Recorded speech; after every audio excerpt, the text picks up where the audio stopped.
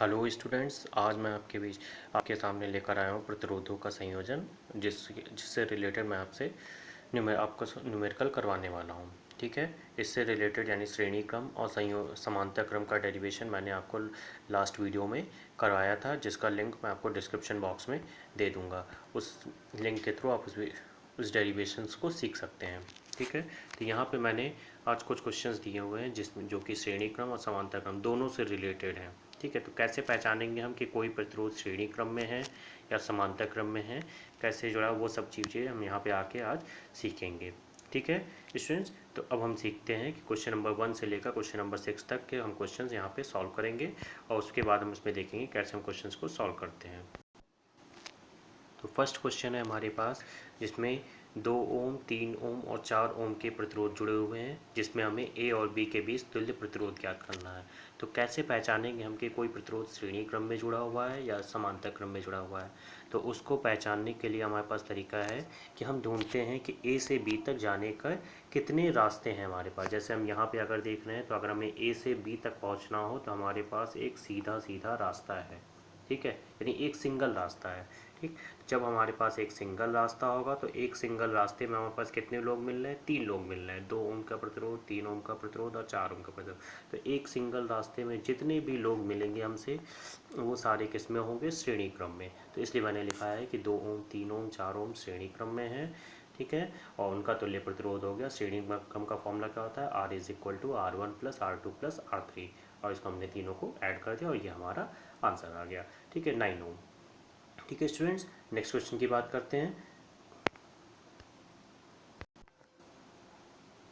Next question है हमारे पास question number 2, जिसमें 2 ओम और 4 ओम के प्रतिरोध जुड़े हुए हैं, जिसमें भी हमें ए और बी के बीच तुल्य प्रतिरोध ज्ञात करना है। तो यहाँ पे अगर हम देखें तो ए से बी तक जाने का एक रास्ता हमारे पास ये और दूसरा रास्ता ये। ठीक है, तो हमें यहाँ पे 2 रास्ते मिल गए। ठीक है, अब जब कभी रास्ते डिवाइड होते हैं तो वहाँ से जहाँ से डिवाइड होते हैं वो दोनों किस क्रम में हो जाते हैं? समांतर क्रम में। ठीक है, तो यहाँ पे ये दोनों 2 ओम और 4 ओम दोनों ऊपर नीचे जुड़े हुए हैं और दोनों के रास्ते क्या हैं? डिवाइड है। तो इस वजह से मैंने क्या लिखा है कि 2 ओम और 4 ओम किस क्रम में है? समांतर क्रम में। अब हम समांतर क्रम का फॉर्मूला जानते हैं कि समांतर क्रम का फॉर्मूला जानते हैं कि 1/r is equal to 1/r1 plus 1/r2।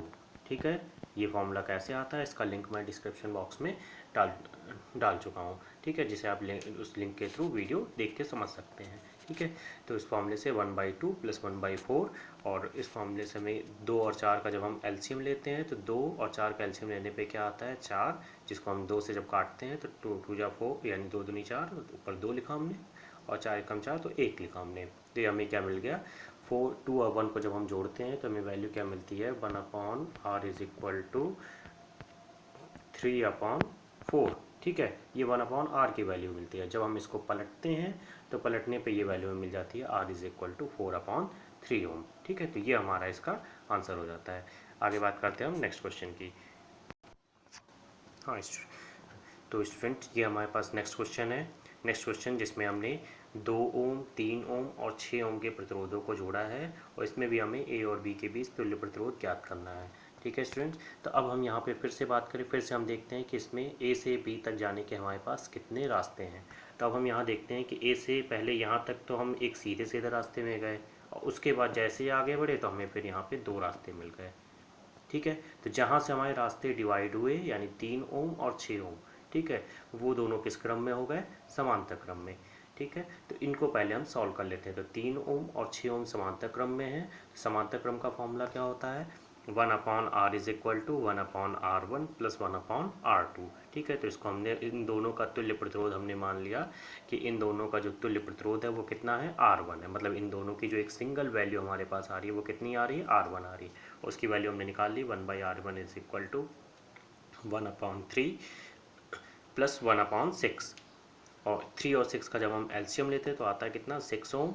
ठीक है, अब 3 2 जा 6 यानी 2 लिख लिया हमने ऊपर, और 6 1 जा 6 यानी 1 लिख लिया। तो 2 और 1 को जब हम ऐड करेंगे तो हमारे पास वैल्यू मिल जाएगी 3/6।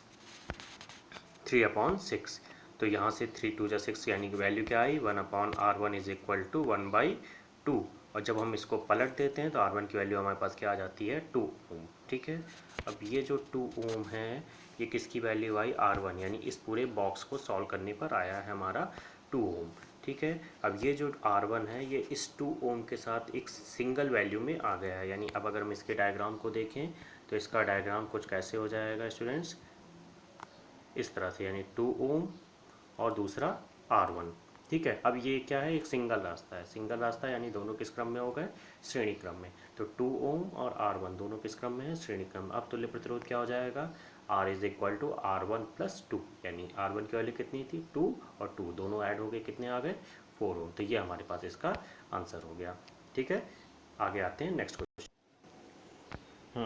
ये नेक्स्ट क्वेश्चन है स्टूडेंट्स, इसको मैंने थोड़ा सा टफ किया है, बहुत ज़्यादा नहीं, थोड़ा सा टफ करने, थोड़ा सा किया, जिसको समझने की आप कोशिश करिएगा कि यहाँ पे जब हम ए से बी तक बढ़ रहे हैं तो ए से बी तक बढ़ने पे हमें 2 बॉक्सेस मिल रहे हैं, एक बॉक्स ये मिल रहा है और दूसरा बॉक्स ये मिल रहा है। ठीक है, अब इस बॉक्स को, पहले बॉक्स को अगर देखें तो हमें यहाँ से आगे बढ़ने के 3 रास्ते हैं हमारे पास, 2 ओम, 4 ओम और 6 ओम। तो ये तीनों किस क्रम में हो जाएंगे, समांतर क्रम में, और इनकी एक सिंगल वैल्यू मिलेगी, हमने मान ली उसको R1। दूसरे 3 ओम और 6 ओम, ये भी 2 बॉक्स, एक बॉक्स है और इसमें भी दोनों अलग अलग रास्तों में है, तो ये इनकी एक सिंगल वैल्यू हमने मान ली R2। ठीक है, तो अब मैंने बताया था कि एक बॉक्स, एक जहाँ पे रास्ते डिवाइड हो वहाँ पे तुरंत उसको किस क्रम में हम ले लेंगे, समांतर क्रम में। तो यहाँ पे ये तीनों रास्ते क्या हैं, डिवाइड हैं, तो इनको हम किस क्रम में लेंगे, समांतर क्रम में। इसका मैंने लिखा भी है, 2 ओम, 4 ओम और 6 ओम किस क्रम में है, समांतर क्रम में।